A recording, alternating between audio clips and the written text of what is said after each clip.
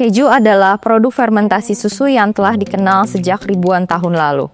Proses pembuatannya melibatkan bahan dasar seperti susu, starter, garam, dan yang paling penting, enzim penggumpal susu seperti rennet. Pernahkah Anda membayangkan bahwa laut bisa menjadi sumber utama pembuatan keju?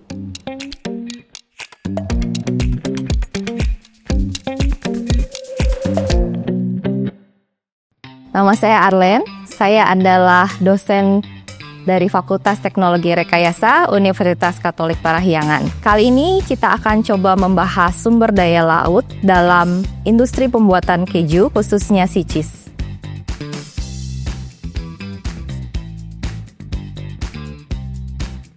Jadi proses untuk koagulasi susu ini sebetulnya ditemukan secara tidak sengaja. Konon ribuan tahun yang lalu ada seorang pengelana membawa susu sapi di dalam kantong yang terbuat dari perut anak domba. Kemudian pada saat ia akan minum, ternyata susu tersebut sudah tidak cair lagi, sudah berubah menjadi padat dan di situ sudah berubah menjadi keju. Nah, kenapa kok bisa demikian? Nah, itu karena ada enzim di dalam perut anak domba yang disebut sebagai rennet. Nah, penemuan ini menjadi dasar untuk pembuatan keju setelahnya. Kemudian keju dibuat bukan hanya dari enzim anak domba, tapi juga dari enzim anak sapi, anak kerbau, dan lain sebagainya.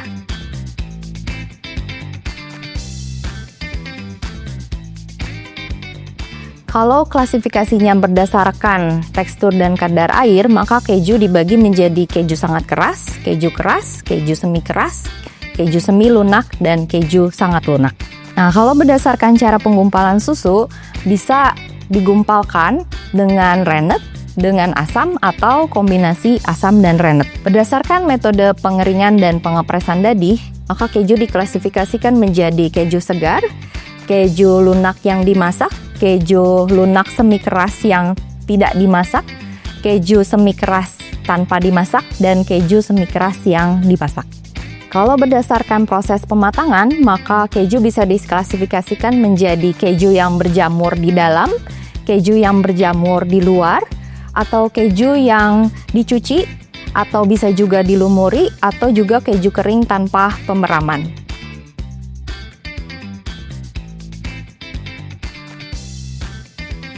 Sebetulnya ada 5 bahan utama dalam pembuatan keju. Yang pertama pasti susu. Kemudian yang kedua adalah starter. Ketiga adalah garam, kemudian asam klorida, dan juga rennet atau enzim penggumpal susu.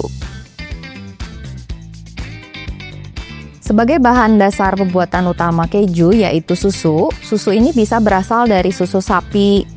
Nah, susu sapi ini biasanya digunakan untuk membuat keju yang umum, bisa lunak atau semi keras. Jadi seperti cheddar, brie, ini bisa menggunakan susu sapi.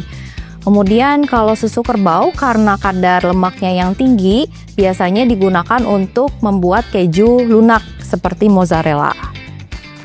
Nah, kultur starter dia membantu untuk mengubah keju menjadi sedikit asam dulu sebelum bisa digumpalkan atau sebelum bisa dia koagulasi.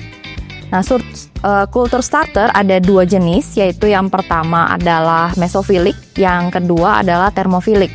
Nah, untuk keju-keju tipe yang lunak atau semi keras biasanya menggunakan starter mesofilik. Namun kalau untuk keju yang keras biasanya menggunakan starter termofilik. Garam ya sesuai dengan fungsi utamanya kalau memasak ya, garam ini bisa membuat cita rasa asin pada keju. Tapi juga selain itu garam ini bisa membantu mengeluarkan air dari keju sehingga keju ini bisa menjadi lebih kompak atau lebih padat.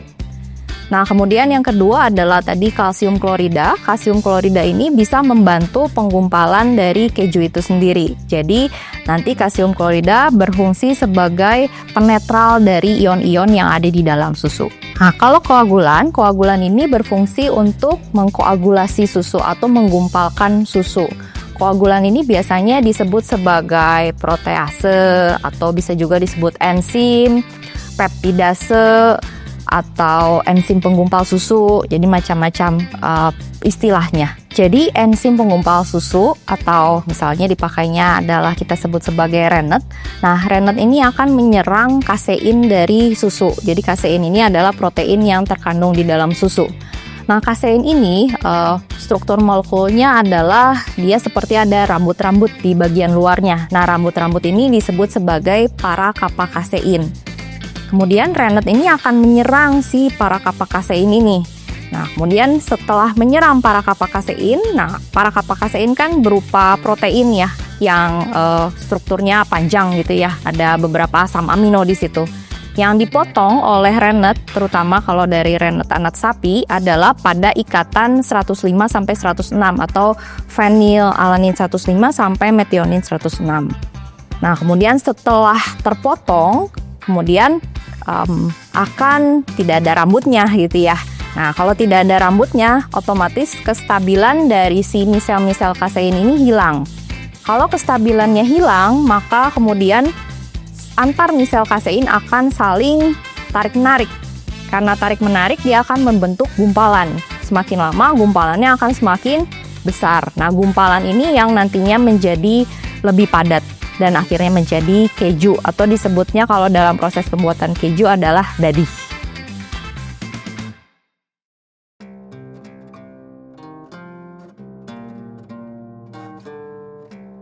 Ya, jadi rennet-rennet yang ada saat ini memang memiliki beberapa kekurangan. Contohnya, kalau rennet dari anak sapi, otomatis kita harus menyembelih anak sapi itu pada saat masih muda. Sehingga nanti akan ada persaingan antara kebutuhan daging sapi dan juga rennet. Kemudian yang kedua, kalau rennetnya dari sumber-sumber hewani, maka keju yang dihasilkan akan menjadi tidak vegetarian. Atau juga ada tantangan tertentu bagi kelompok keagamaan yang tidak boleh mengkonsumsi hewan tertentu. Kemudian kalau rennet yang ada dari nabati atau non-hewani biasanya akan menghasilkan tekstur dan juga cita rasa yang kurang enak. Salah satunya adalah rasa pahit yang akan muncul di dalam keju itu sendiri. Nah, satu lagi tadi disebutkan bisa juga rennet ini dari rekombinan genetik ya. Nah, kalau rekombinan genetik memang hasil kejunya bisa lebih baik. Namun, masyarakat umumnya atau ada kelompok masyarakat yang masih khawatir akan penggunaan rekayasa genetik dalam industri pangan. Nah, untuk mengatasi kelemahan-kelemahan enzim tersebut, kita harus mencari sumber lain tentunya. Bisa dari daratan, nah yang belum banyak disentuh yaitu sumber dari lautan.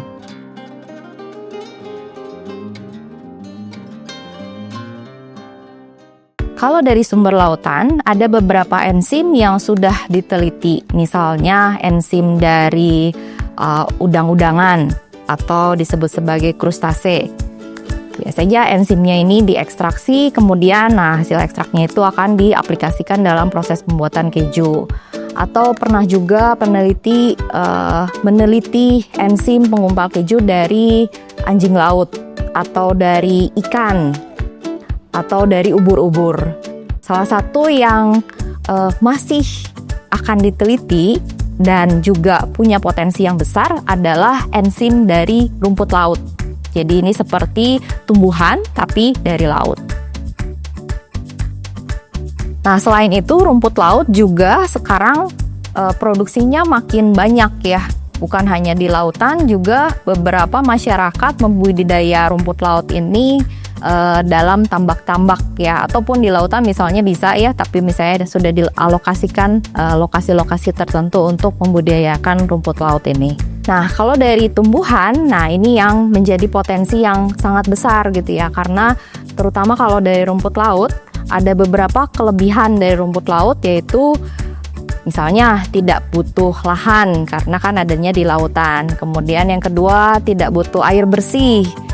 Terus kemudian yang ketiga, karena laut itu kan mungkin kondisinya lebih ekstrim dibanding darat. Jadi misalnya temperaturnya tinggi, pH-nya juga bisa naik turun. Jadi bisa jadi enzim dari rumput laut ini diaplikasikan punya kelebihan yang berbeda dari tumbuhan darat.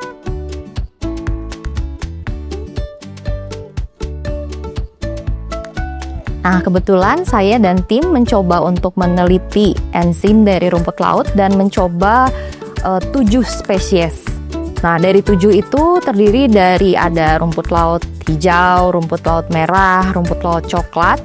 Namun dari 7 itu hanya satu yang bisa menggumpalkan susu, yaitu dari rumput laut merah. Nama spesiesnya adalah Glaciraria edulis.